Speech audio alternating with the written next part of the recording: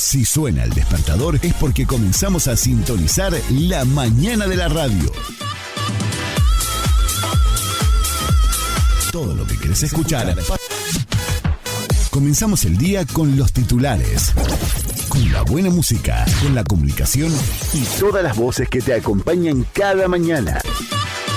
Radio Boom Show. Nuestro próximo programa.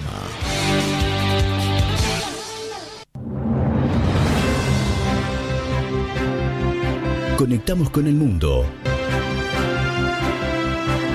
Estas son las noticias. Noticias.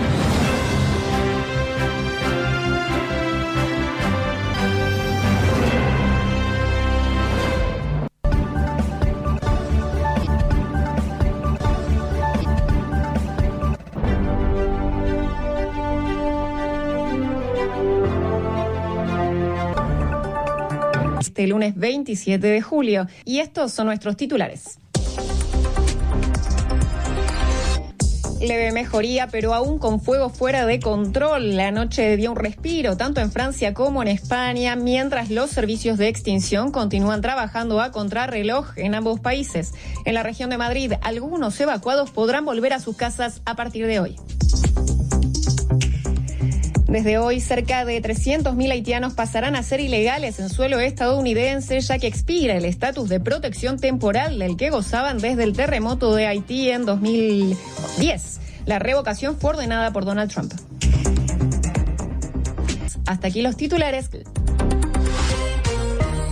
Nos vamos ahora a Venezuela, donde ya un mes del letal doble terremoto que se cobró la vida de más de 5.500 personas, avanza el retiro de escombros, a la par que también continúan las tareas de rescate con cifras de desaparecidos que aún son desconocidas por parte del gobierno. ONGs calculan que son más de 40.000. Desde La Guaira, reporta nuestro corresponsal Víctor Amaya.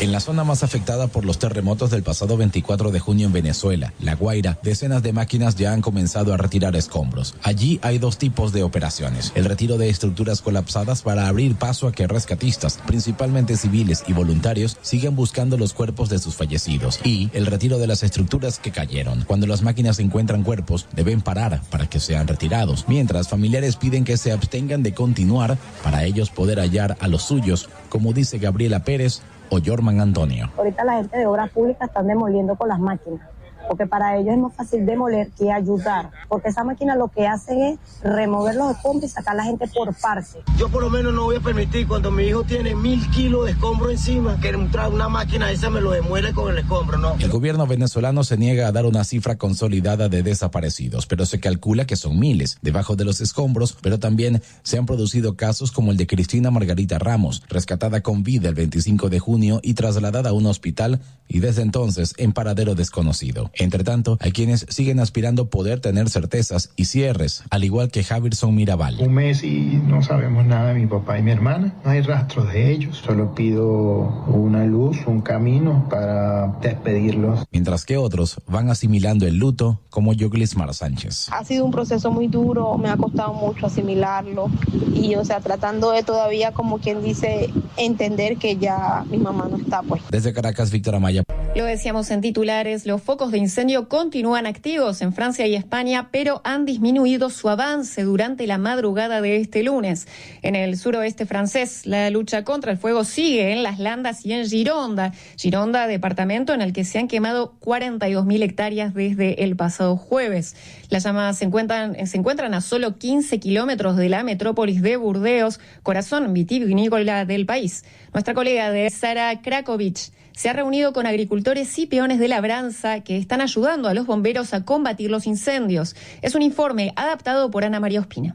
En Les Quatre-Ferrets, en la zona costera al oeste de Burdeos, los bomberos siguen luchando contra las llamas 4 días después de que se desatara el incendio, el mayor que ha vivido Francia en 50 años. Hay desplegado 1 millar de bomberos, pero no han logrado contenerlo, así que muchos agricultores de la zona han salido en su ayuda y les llevan cisternas transportadas en camiones, como explica Romain agricultor. Queremos ser útiles. Hemos recibido llamadas del ayuntamiento para ayudar y aquí estamos. Hablamos con los bomberos que nos explican cómo hacerlo. Hacemos lo que podemos. Teo Hernández es un joven agricultor que lleva 4 días ayudando a los bomberos. ¿Cómo puede? Trabajo 2 o 3 horas por noche. Estamos aquí unidos a nuestra tierra y nuestro patrimonio, así que claro que en cuanto estamos disponibles venimos a ayudar. Es triste porque da la impresión de que esto no va a pararse. Desde que empezó el fuego el pasado miércoles han resultado heridos 84 bomberos. Más de 220,000 personas han tenido que ser evacuadas de sus casas. Aunque las llamas se encuentran a 15 kilómetros de Burdeos, una de las ciudades más grandes de Francia, el portavoz del gobierno explicó que la evacuación de la ciudad no está prevista. Gracias, Ana María. Seguiremos pendientes mientras aquí en Francia crece la preocupación frente a una nueva ola de calor que retorna al país a partir de mañana martes. En España, las labores de extinción continúan también intensamente en múltiples frentes simultáneos y más de 90,000 personas permanecen evacuadas o confinadas en las regiones de Ávila, Toledo y Madrid, donde algunos de los evacuados comenzarán a regresar a sus casas a partir de este lunes. El presidente del gobierno español, Pedro Sánchez, que visitará la zona afectada en Castellón, al frente del mar Mediterráneo, ha insistido esta mañana en la necesidad de aprobar un pacto de Estado contra la emergencia climática. Escuchamos a Sánchez. No me cansaré de pedir al resto de fuerzas políticas, al resto de agentes sociales, una y otra vez, que se unan a este pacto de Estado, porque esta sí que es una prioridad nacional. Ante el calor extremo, la obligación de las instituciones, de todas las instituciones públicas, no se puede basar en buscar excusas o en negar la evidencia. Frente a los fenómenos extremos, pacto de Estado. Frente a las desigualdades, pacto de Estado. Y frente al negacionismo y la inacción, pacto de Estado. Escuchábamos a Pedro Sánchez, presidente del gobierno español, quien se espera que visite la región de Castellón durante la jornada. Breve respiro en Medio Oriente tras la tercera noche consecutiva sin ataques cruzados entre Washington y Teherán. Respiro que se vio reflejado también en el alivio de inversores con una baja en el precio del petróleo este lunes. Amplía la información, Yago Martín. Los 3 días de relativa calma en Oriente Medio han tranquilizado los mercados y provocado una caída del precio del petróleo.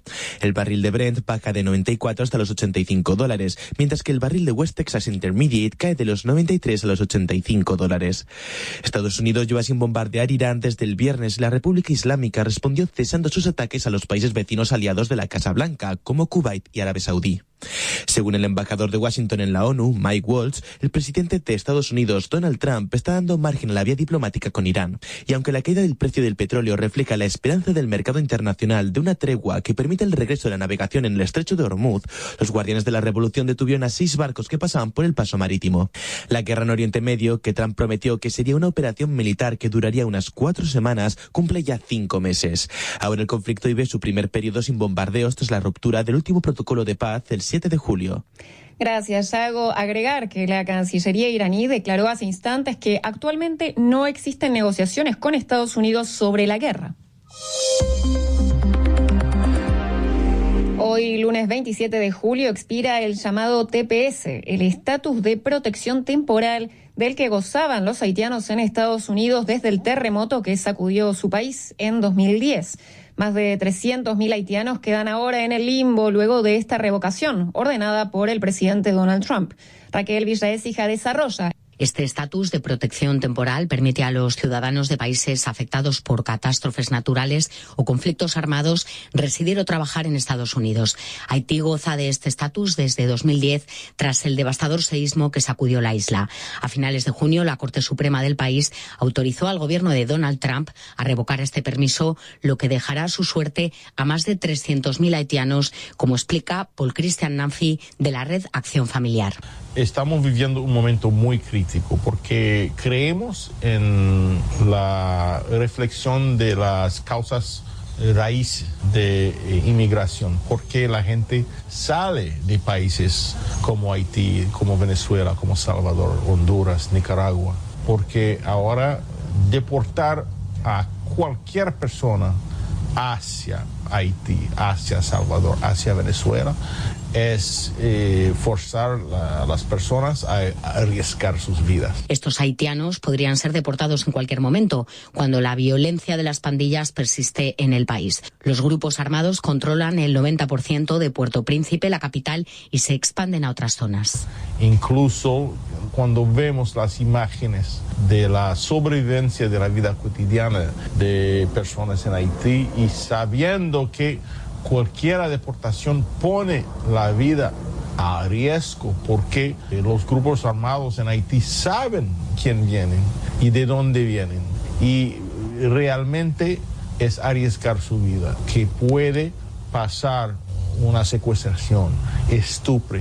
Esos todos son riesgos de las personas si son deportados hacia Haití. No solo a los haitianos, la revocación de este estatus también afecta a ciudadanos de Venezuela, Nicaragua, Ucrania, Siria y otra decena de países. Que es preciso, menester y necesario conseguir una fórmula, una solución para que gente que ya está aquí trabajando legalmente, pagando impuestos legalmente, puedan seguir trabajando, seguir viviendo, contribuyendo a la economía, pagando impuestos. La situación en Haití es muy crítica. Según el último informe de la Oficina de Naciones Unidas para Asuntos Humanitarios, 5,7 millones de personas, casi la mitad de la población, padecen hambre aguda. Gracias, Raquel. Seguimos en la región. En Chile, la policía capturó al exmilitar prófugo Nelson Hasse, condenado por el asesinato y secuestro del cantautor Víctor Jara. Símbolo de la llamada nueva canción chilena de los años 60, Jara fue torturado y asesinado durante la dictadura militar chilena. Nos vamos ahora a Venezuela, donde ya un mes del letal doble terremoto que se cobró la vida de más de 5.500 personas, avanza el retiro de escombros, a la par que también continúan las tareas de rescate con cifras de desaparecidos que aún son desconocidas por parte del gobierno. ONGs calculan que son más de 40.000. Desde La Guaira, reporta nuestro corresponsal Víctor Amaya. En la zona más afectada por los terremotos del pasado 24 de junio en Venezuela, La Guaira, decenas de máquinas ya han comenzado a retirar escombros. Allí hay dos tipos de operaciones: el retiro de estructuras colapsadas para abrir paso a que rescatistas, principalmente civiles y voluntarios, sigan buscando los cuerpos de sus fallecidos, y el retiro de las estructuras que cayeron. Cuando las máquinas encuentran cuerpos, deben parar para que sean retirados, mientras familiares piden que se abstengan de continuar para ellos poder hallar a los suyos, como dice Gabriela Pérez o Jorman Antonio. Ahorita la gente de obras públicas están demoliendo con las máquinas, porque para ellos es más fácil demoler que ayudar, porque esa máquina lo que hacen es remover los escombros y sacar a la gente por parte. Yo por lo menos no voy a permitir, cuando mi hijo tiene 1.000 kilos de escombro encima, que una máquina esa me lo demuele con el escombro, ¿no? El gobierno venezolano se niega a dar una cifra consolidada de desaparecidos, pero se calcula que son miles debajo de los escombros, pero también se han producido casos como el de Cristina Margarita Ramos, rescatada con vida el 25 de junio y trasladada a un hospital, y desde entonces en paradero desconocido. Entre tanto, hay quienes siguen aspirando poder tener certezas y cierres, al igual que Javirson Mirabal. Un mes y no sabemos nada de mi papá y mi hermana. No hay rastros de ellos. Solo pido una luz, un camino para despedirlos. Mientras que otros van asimilando el luto, como Yoglismar Sánchez. Ha sido un proceso muy duro, me ha costado mucho asimilarlo y, tratando de todavía, como quien dice, entender que ya mi mamá no está, pues. Desde Caracas, Víctor Amaya. Comenzaron en la ONU los debates para elegir al futuro secretario general, donde el candidato o candidata podría venir de Latinoamérica. Delia Runatey. Entre los 6 candidatos figuran 4 mujeres y 2 hombres, lo que abre la posibilidad de que por primera vez una mujer asuma la Secretaría General de la ONU y ponga fin a más de 8 décadas de predominio masculino en el cargo. Alberto Priego, profesor de Relaciones Internacionales de la Universidad Pontificia Comillas de Madrid, explica quiénes son los candidatos con mayores posibilidades de ganar esta contienda y por qué. Yo creo que hay 2 grandes candidatos o 2 grandes candidatas, que son las 2 latinoamericanas, que son Bachelet y Rebecca Grispan. El candidato senegalés también tiene sus opciones, pero realmente quien yo considero que tiene más opciones es la candidata de Costa Rica, porque primero la apoya buena parte de los gobiernos latinoamericanos y en segundo lugar porque es quien tiene una mayor experiencia dentro de la organización. Es directora general de la UNTAC, no es una agencia fácil, pero además ha conseguido convertirla de conferencia en agencia y yo creo que eso también va a favor de su candidatura. Y luego también hay otra cuestión. Toca que haya una mujer en la Secretaría General de Naciones Unidas, porque ya ha habido mujeres en otros cargos similares. Y también, pues, hace tiempo que no hay un latinoamericano, desde Javier Pérez de Cuellar. Por los condicionantes que he dicho, pues Rebecca Grispan sería la que está en mejor posición. ¿Qué margen de acción tiene realmente el secretario general de la ONU frente a conflictos y guerras? El secretario general de Naciones Unidas tiene un poder muy limitado. Es decir, por la forma en la que se creó la organización y por la naturaleza de la Secretaría General, que no es otra que la del secretario de los organismos técnicos fluviales que se crearon en el siglo XIX, su capacidad es puramente administrativa y técnica y su capacidad de decisión es muy pequeña. Y es más, en cuanto el secretario general decida ser más político, tendrá más posibilidades de que no renueve un segundo mandato, como le ha ocurrido a Guterres. Con un poder tan limitado, ¿cómo un secretario general puede influir en prevenir y resolver conflictos mundiales? La capacidad que tiene es la que tiene, pero dentro de esa capacidad pues tiene que intentar que la organización funcione. Ser muy diplomático, conseguir que los estados paguen, conseguir que no se bloquee el Consejo de Seguridad, elegir muy bien los enviados a los conflictos. Que muchas veces hay que jugar con la Carta de Naciones Unidas. Por ejemplo, Dag Hammarskjöld se inventó los cascos azules que no están recogidos en la Carta de Naciones Unidas. Ese es el tipo de cosas que tiene que hacer un secretario general. Tiene que ser muy imaginativo, creativo y tiene que ser capaz de doblegar o al menos de seducir a las grandes potencias, utilizando simplemente la persuasión. El especialista concluye explicando que aunque no existe una fecha precisa para el nombramiento, es muy probable que en septiembre ya se conozca el nombre de quien asumirá la Secretaría General de la ONU.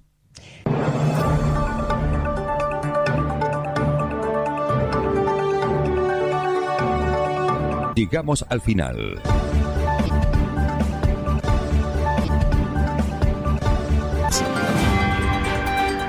Hasta aquí, el resumen diario de noticias.